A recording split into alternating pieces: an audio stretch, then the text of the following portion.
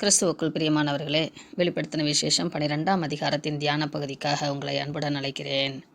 வெளிப்படுத்தின விசேஷம் 12ஆம் அதிகாரம் உலகத்தின் தொடக்கம் முதல் முடிவு வரை நடக்கும் நன்மைக்கும் தீமைக்கும் இடையிலான பெரும் ஆன்மீக போராட்டத்தை அடையாளமாக சிம்பாலிக்கல் மொழியிலே விவரிக்கிறது. இது 3 முக்கிய அடையாளங்களை வெளிப்படுத்தி காட்டுகிறது. இதை நாம் புரிந்து கொள்வதற்கு சற்று முன் நடந்த நிகழ்வுகளை எல்லாம் நாம் அலசி ஆராய்வது நமக்கு நல்லது. வெளிப்படுத்தின விசேஷம் 5ஆம் அதிகாரத்தின் முதல் பகுதியிலே இருந்து 7 முத்திரைகளால் முத்திரிக்கப்பட்ட ஒரு புத்தகத்தை ஆட்டுக்குட்டியானவர் திறக்கும் நிகழ்வை காண்கிறோம். 7வது முத்திரை உடைக்கப்படுவதை 8ஆம் அதிகாரத்திலே படிக்கிறோம்.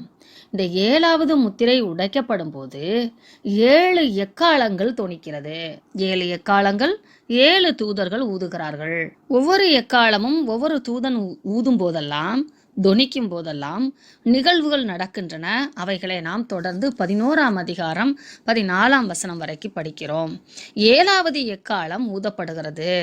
அது 11ஆம் அதிகாரம் 15ஆம் வசனத்திலிருந்து நாம் படித்து கொண்டு வருகிறோம். இந்த 7வது எக்காலம் ஊதிய பின்பு நடக்கிற நிகழ்வுகளைத்தான் இனி நாம் படிக்கிறோம். ஆதலால் இந்த கோர்வையை உங்கள் மனதிலே வைத்துக் கொள்ள வேண்டும். இல்லை என்றால் ஒரு குழப்ப மனநிலையிலே இருப்பது போல தோன்றும். கிட்டத்தட்ட உலகத்தின் முடிவுக்கு நேராக இந்த பகுதி நம்மை அழைத்து வருகிறது. அதை நாம் 11-18 வாசித்து விடுகிறோம். நியாய தீர்ப்பு அடைவதற்கும் தேவபக்தியாய் நடந்தவர்களுக்கு தேவன் பலனளிக்கிறதற்கும் என்று சொல்லி தேவனை தொழுது கொண்டார்கள் என்று பார்க்கிறோம். தேவனுடைய ஆலயம் திறக்கப்படுவதற்காக ஆயத்தமாகி விட்டபடினாலே 24 மூப்பர்களும் தேவ சமூகத்திலே தேவனை தொழுது கொண்டார்கள் என்று பார்க்கிறோம். அந்த நிகழ்வுகள் எப்படியெல்லாம் நடக்கும் என்பதின் வர்ணனை தான் 12ஆம் அதிகாரத்திலிருந்து நாம் வாசிக்கிறோம்.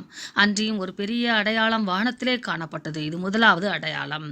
ஒரு ஸ்திரீ சூரியனை அணிந்திருந்தாள். இந்த ஸ்திரீ என்பவளும் சூரியன் என்பதும் அவள் பாதங்கள் கீழே சந்திரனும் அவள் சிரசின் மேல் 12 நட்சத்திரங்களில் உள்ள கிரீடங்களும் இருந்தன என்பது இஸ்ரவேலர்களை குறிக்கிறது அல்லது ஆபிரகாமின் சந்ததியை குறிக்கிறது என்று நாம் அடையாளப்படுத்தி கொள்ள வேண்டும்.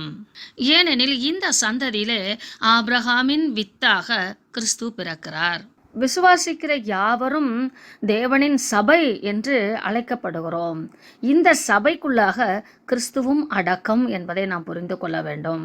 ஆதலால் தான் கிறிஸ்து தம்மை நம்மோடு ஒப்பிடும்போது சகோதரன் என்றும் நண்பன் என்றும் ஒப்பிடுகிறார்.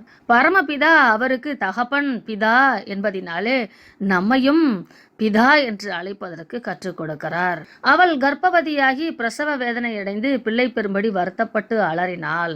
பல போராட்டங்களையும் கஷ்டங்களையும் துன்பங்களையும் தகிப்பையும் சகித்து கொண்டு இந்த இஸ்ரவேல் ஜனம் கிறிஸ்துவை கற்பம் தரித்ததாம். ஒரு குழந்தை முழுவதும் உருவாகி அது பிறப்பதற்கு கால அவகாசம் தேவைப்படுகிறது. அப்படி தேவன் காலம் நிறைவேறின போது கன்னி இடத்தில் உற்பவித்து பிறந்தவர் என்று கலாத்தியர்களை நாம் வாசிக்கிறோம். இது ஒரு அடையாளம் சொல்லப்பட்டிருக்கிறது. இது ஆபிரகாமை தேவன் தெரிந்தெடுத்தது முதல் கிறிஸ்து பிறப்பு வரைக்கும் உள்ள ஒரு தரிசனம். மனிதர்களுக்குத்தான் காலங்கள், இறந்த காலம், நிகழ்காலம், வருங்காலம் என்று. தேவனுக்கு காலங்கள் உட்பட்டவர் அல்ல, காலங்களுக்கு அப்பாற்பட்டவர், காலங்களை படைத்தவர். ஆதலால் யோவானுக்கு தரிசனமாய் காட்டும்போது முந்தி நடந்த காரியங்களை அவன் கனெக்ட் பண்ணி புரிந்து கொண்டு பார்ப்பதற்காக அந்த காரியங்களை எல்லாம் அடையாள மொழியாக காட்டுகிறார். சிம்பாலிக்கல் டீச்சிங் போல அமைகிறது. வானத்தின் மற்றொரு பகுதியிலே அடையாளம், 2ஆம் அடையாளம் தோன்றுகிறது. 7 தலைகளையும் 10 கொம்புகளையும் தன் தலைகளின் மேல் 7 முடிகளையும் உடைய சிகப்பான பெரிய வலு சர்ப்பம் இருந்தது. இது பிசாசு என்று அழைக்கப்பட்ட லூசிபருக்கு, அந்த பெரிய சர்ப்பத்திற்கு உண்டாயிருக்கிற பெரிய சக்தியை வெளிப்படுத்தக்கூடிய அடையாள சொற்கள். அது தேவனுக்கு விரோதமாய் இரண்டகம் பண்ணினபடியினாலே தேவன் அதை தண்டித்தார். இந்த சம்பவங்களை குறித்து நாம் எசாயா 14ஆம் அதிகாரம் 12-14 வசனங்களிலும் எசேக்கியேல் 28ஆம் அதிகாரம் 12-17 வசனம் வரைக்கும் வாசித்து பார்க்கும்போது புரியும். எசாயா 14 அதை 2 பெருக்குவோம் என்றால் எசேக்கியேல் 28 வசனங்கள் 12:12 ஆரம்பிக்கிறது. இதை நாம் மனதிலே கொள்வோமானால் இன்னும் ஆழமான சத்தியங்களை நாம் கற்றுக்கொள்ள முடியும். இந்த வலு சர்ப்பத்திலிருந்து இஸ்ரவேல் ஜனங்களை தேவன் பாதுகாப்பார் என்று வாக்குத்தத்தம் கொடுத்திருக்கிறார்.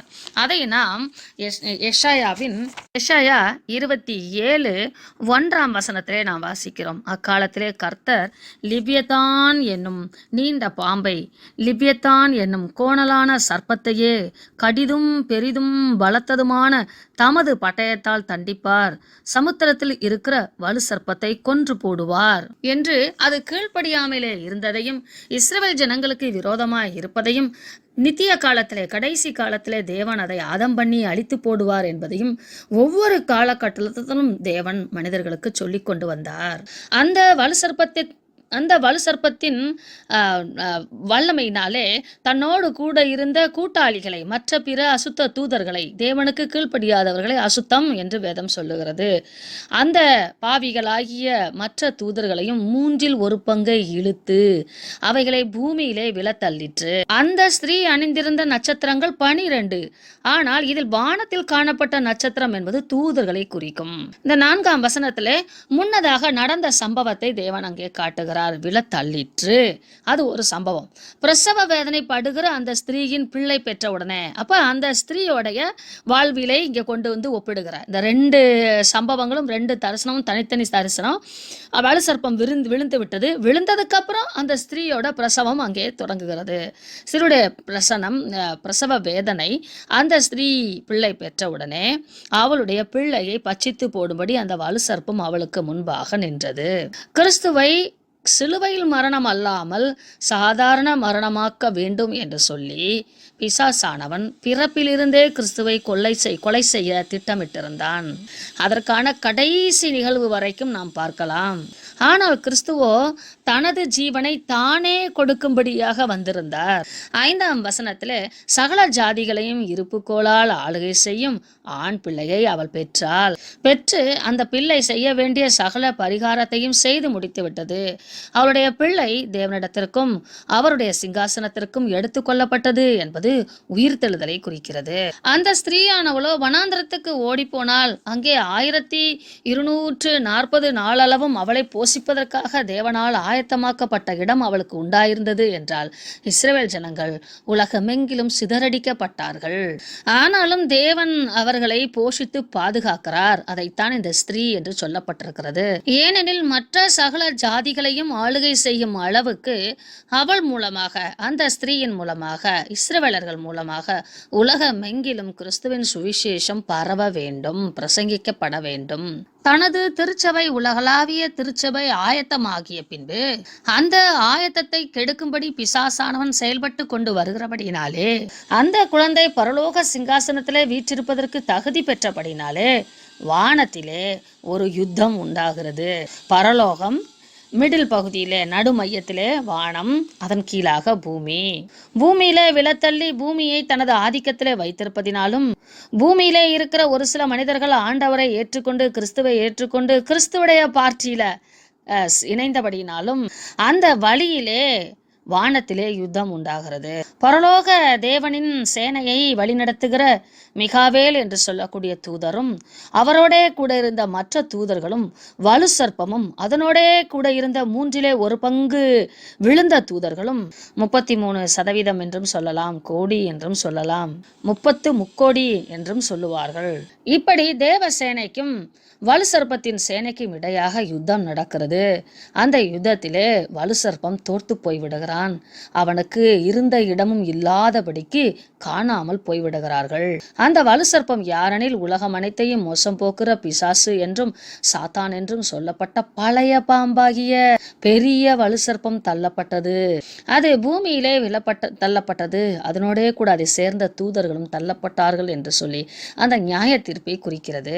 இந்த இடத்திலே ஆங்கில மொழி வேதாகமத்திலும் எபிரேய மொழி வேதாகமத்திலும் பெரிய வலு சர்ப்பம் என்று சொல்லப்பட்ட சொல்லப்பட்ட இடத்திலே லூசிபர் என்று சொல்லப்பட்டிருக்கிறது. சாத்தானின் மற்றொரு பெயர் லூசிபர். அப்பொழுது வானத்திலே ஒரு பெரிய சத்தம் உண்டாகிறது. இப்பொழுது ரட்சியும் வல்லமையும் நமது தேவனுடைய ராஜ்யமும் அவருடைய கிறிஸ்துவின் அதிகாரமும் உண்டாயிருக்கிறது.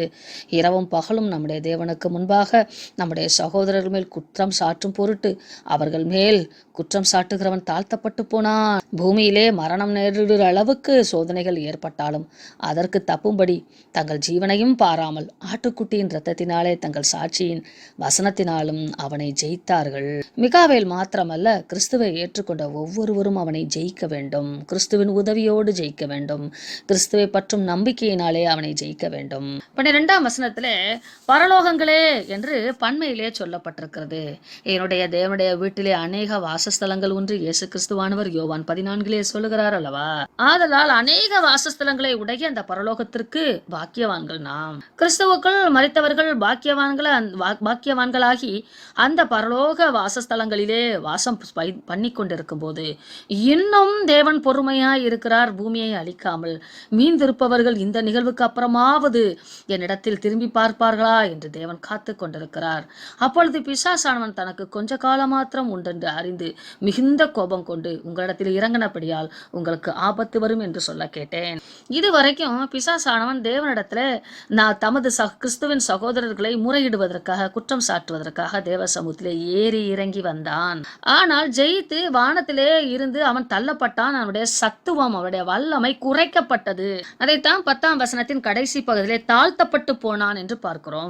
ஆதலால் பூமியிலே இன்னும் மீந்து இருக்கிறவர்களுக்கு ஒரு வாய்ப்பை தேவன் தருகிறார். வானத்திலே பிசாசானவனுக்கு இருந்த அதிகாரம் முடிந்து விட்டது. அந்தகார சக்திகளின் பொல்லாத வான சேன மண்டலங்களோடு நமக்கு போராட்டம் உண்டு என்று எபேசியர் 6ஆம் அதிகாரம் 10-11 வசனங்களிலே பவுல் எழுதுகிறார்கள் அல்லவா. அந்த போராட்டம் ஒரு முடிவுக்கு வருகிறது.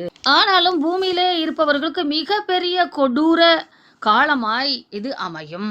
வானத்திலிருந்து அவனுடைய சக்திகள் குறைக்கப்பட்டபடினாலே சாத்தான் பூமியிலே தள்ளப்பட்டு சீக்கிரம் அழிக்கப்படுவான் என்பதை அறிந்தாலும் தனது சக்தி உலகில் மட்டும் உள்ளது என்று உணர்ந்தாலும் பரிசுத்தவான்கள் மேல் கோபம் கொண்டு சொரிந்து வேதனைப்படுத்துகிறவனாய் எழும்புவான்.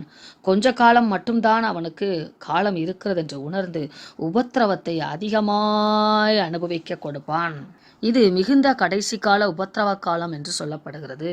ஆண் பிள்ளையை பெற்ற அந்த ஸ்திரீயை துன்பப்படுத்தினது என்றால் இஸ்ரவேல் ஜனங்கள் எங்கும் சிதறி இருக்கிறார்கள் அல்லவா.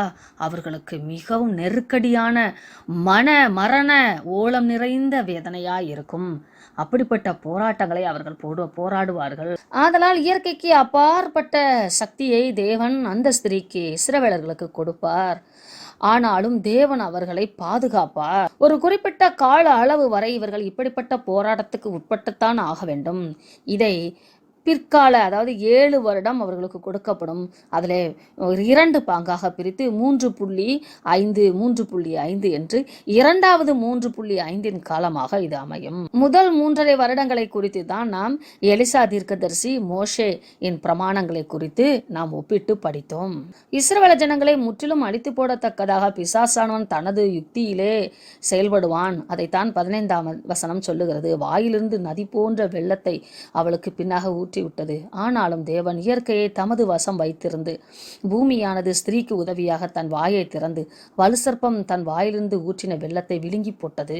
அப்பொழுது வலுசர்ப்பமானது ஸ்திரீயின் மேல் கோபம் கண்டு தேவனுடைய கற்பனைகளை கை கொள்ளுகிறவர்களும் இயேசு கிறிஸ்துவை குறித்து சாட்சியை உடையவர்களுமாகி அவளுடைய சந்ததியான மற்றவர்களுடனே யுத்தம் பண்ண போயிற்று. மனம் திரும்பிய இஸ்ரவேலர்கள் யூத ராஜ்யத்திலே எருசலேமிலே அவர்கள் ஒன்று கூடி வாழும்போது அவர்களுக்கென்று பிரத்யேகமான சர்வ வல்லமையை தேவன் கொடுப்பார். அது ஒரு புறம் காப்பாற்றப்படும் போது அவருடைய சொல்லுக்கு இணங்கி, அதாவது இஸ்ரவேல் ஜனங்களுடைய பிரமாணங்கள் வேத வசனங்கள் மூலமாக உலகமெங்கிலும் ரட்சிக்கப்பட்டிருக்கிற கிறிஸ்துவை பின்பற்றுகிற மற்ற சந்ததியாரிடத்திலும் அது யுத்தம் பண்ண போயிற்று. அறிந்தும் அறியாமலும் தெரிந்தும் தெரியாமலும் முழுமைப்படாத மற்ற கிறிஸ்தவர்கள் இருக்கிறவரிடத்துல யுத்தம் பண்ணி அவர்களை விலத்தள்ளுவதற்காக பிசாசானவன் அந்த சந்ததி என்றால் மற்ற உலகளாவிய திருச்சபைகள் மத்தியிலே மிகப்பெரிய போராட்டத்தை உண்டாக்கினான் என்று சொல்லுகிறது. இப்படி 7ஆம் முத்திரை உடைக்கப்பட்ட பின்பு 7ஆம் தூதன் ஊதின பின்பு அந்த நடக்கிற ஒவ்வொரு நிகழ்வுகளையும் நாம் படித்து கொண்டு வருகிறோம். இந்த 12ஆம் அதிகாரத்திலே விசேஷமாக ஆதி முதல் நடக்கிற சம்பவங்களை அப்படியே ஒரு கோர்வையாக இங்கே எழுதப்பட்டிருக்கிறது. தேவன் மனிதர்கள் ஒவ்வொரு வார்த்தையும் மிகவும் கவனமாக படித்து ஆழமான சத்தியங்களை கற்றறிய வேண்டும் என்று விரும்புகிறார். விசேஷமாக பிரியமானவர்களே, தமிழிலே இந்த வசனங்களை நாம் வாசிக்கும் போது அது நமக்கு ஒரு புரிதலை தரக்கூடியதாக மொழிபெயர்ப்பு செய்யப்பட்டிருக்கிறது. ஆனால் எபிரேய மொழியிலே அது மிக ஆழ அர்த்தங்களை உடையதாக கண்டிப்பாக எழுதப்பட்டிருக்கும். திருக்குறளை தமிழிலே வாசிப்பதற்கும் திருக்குறளை ஆங்கிலத்திலே மொழிபெயர்க்கப்பட்ட முறையிலே வாசிப்பதற்கும் அநேக வித்தியாசங்கள் உண்டு. ஆதலால் நம்முடைய ஆன்மீக அறிவை தமிழ் மொழிக்குள்ளாக குறுக்கி கொள்ளக்கூடாது. புரிதலுக்காக மொழியை பயன்படுத்த வேண்டும். ஆதலால் ஒவ்வொரு வார்த்தைகளையும் அதனோடு கூட தொடர்புடைய மற்ற காரியங்களை நாம் ஆராய்ந்து அந்த நிகழ்வுகளை புரிந்து கொண்டு மனம் திரும்ப வேண்டும்.